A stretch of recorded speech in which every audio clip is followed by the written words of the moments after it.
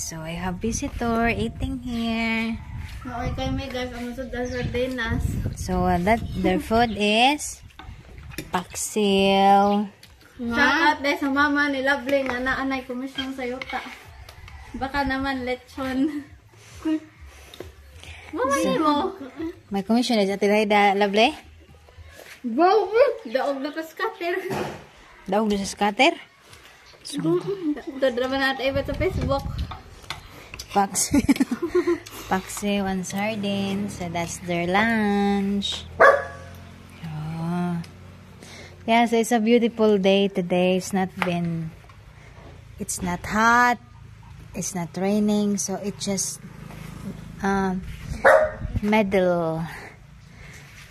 So some of the grass died, some didn't. So on our spray on the pesticides, you know.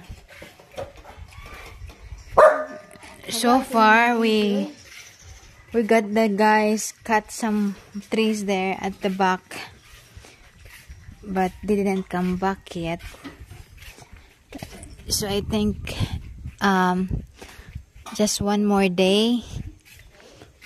And finally, we able to see the ocean there. So I could see the ocean. So that's the reasons why I wanted to cut those trees, because it covers the views on the ocean.